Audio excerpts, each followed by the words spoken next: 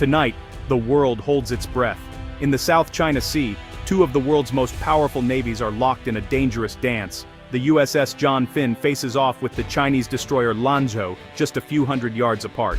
Weapons are armed, crews are on high alert. This is no drill. The standoff at Reed Bank could ignite a global conflict. Reed Bank is more than a disputed reef. It's a prize worth trillions. Radio channels crackle with warnings.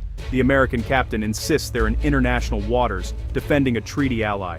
The Chinese captain fires back. These are China's sovereign waters.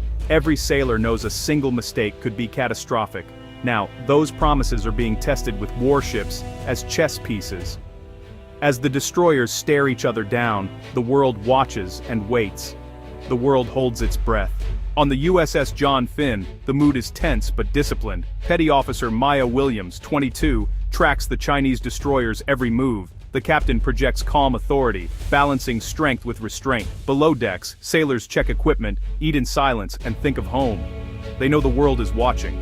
On the Chinese destroyer Lanzhou, Seaman Li Wei, just 19, stands watch. He was taught these waters belong to China. He feels pride, duty, and fear. Both captains walk a tightrope, firm but desperate to avoid war. For young sailors, politics and history are no longer abstract, they're real, immediate, and dangerous.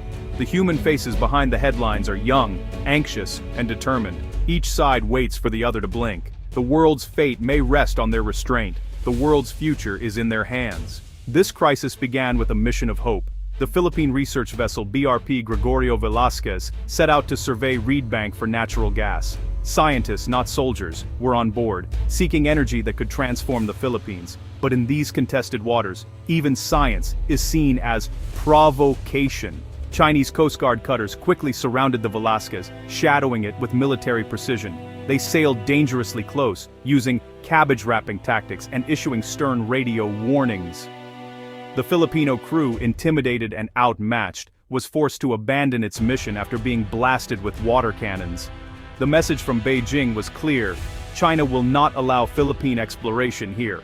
The Philippine government protested, but China ignored them. The US, bound by treaty, responded by deploying the USS John Finn to escort Philippine vessels and assert freedom of navigation. The failed research mission triggered a much larger military confrontation. What began as a scientific survey became a flashpoint for global conflict.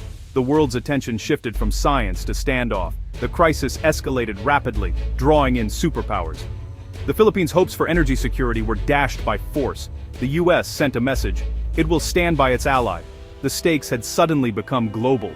The confrontation at Reed Bank was now about more than resources. It was about sovereignty, alliances, and the balance of power. The world watched as a research mission became a catalyst for crisis. The fuse was lit. Why risk war over Reed Bank? The answer lies beneath the waves. The South China Sea holds one of the world's largest untapped reserves of oil and natural gas, worth up to $26 trillion. For the Philippines, these resources mean energy independence and economic transformation. For China, securing energy is a top priority, and controlling the South China Sea is central to its ambitions. The stakes are national security, prosperity, and power. If the Philippines, with US support, develops these fields, China loses influence. If China blocks them, it cements its dominance and pushes the US out. The struggle is about more than money. It's about the future of Asia's balance of power. The warships above are proxies in a deeper contest for the wealth below. The prize could fuel economies for generations. For both nations, the outcome is existential. The seabed is a battleground for sovereignty and survival. The world's energy future may be decided here. The confrontation is about control, not just resources. The stakes could not be higher. The world's eyes are on what lies beneath. The next move could change everything. This conflict should have been resolved in court. In 2013, the Philippines challenged China's claims at The Hague. In 2016, the tribunal ruled overwhelmingly for the Philippines, rejecting China's 9-dash line. The ruling was celebrated as a triumph for international law. But China dismissed it as waste paper and refused to comply. Beijing continued building and militarizing artificial islands, ignoring the court's decision. The ruling was legally binding, but there was no way to enforce it. The world learned a hard lesson: law means little without power to back it up. China's defiance set a dangerous precedent. might overrules right. The Philippines' legal victory became hollow as China tightened its grip. The dispute is now decided not by lawyers, but by warships. The failure to enforce the ruling is at the heart of today's crisis. International law is on trial in the South China Sea. The world is watching to see if rules matter or if force decides the future. The stakes are global. The conflict's roots trace back to a map, the 9-dash line. First drawn in the 1940s, it claims nearly 90% of the South China Sea for China, cutting into the zones of Vietnam, Malaysia, Brunei, and the Philippines. Most of the world rejects this claim. International law says maritime rights come from coastlines, not old maps. The 2016 Hague ruling rejected the 9-dash line, but China ignored it. Instead, China built artificial islands, militarizing them with runways, radars, and missiles. These unsinkable aircraft carriers project power across the sea. China's maritime militia and Coast Guard swarm contested areas, intimidating rivals. The People's Liberation Army Navy stands ready as the ultimate enforcer. The 9-dash line is enforced not by law, but by force. China's strategy: create facts on the water, not in the courtroom. The result: a new reality, drawn with steel and concrete. The world faces a test of resolve. Might makes right, or does it? The Reed Bank standoff is a test of the U.S.-Philippines alliance. The Mutual Defense Treaty, signed in 1951, promises each will defend the other. Relations have sometimes wavered, but China's aggression has pushed Manila back toward Washington. The Philippines has granted the U.S. expanded access to bases near the South China Sea. Joint military exercises have increased in size and frequency. Sending the USS John Finn is a clear sign the U.S. is committed. Washington has warned that an attack on Philippine vessels could trigger the treaty. This raises the stakes. American credibility is on the line. Some Filipinos see the U.S. as a protector. Others fear being caught in a superpower clash. The alliance is both shield and risk.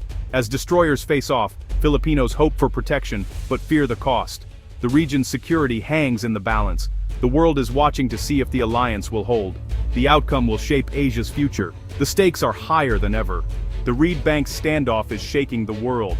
The South China Sea is a vital artery. Over a third of global shipping passes through. A conflict here could disrupt supply chains, spike shipping costs, and trigger a global recession. Japan, Taiwan, Vietnam, and Malaysia are watching anxiously, knowing their own security is at stake. Global powers like Australia, the UK, and France have sent warships to challenge China's claims.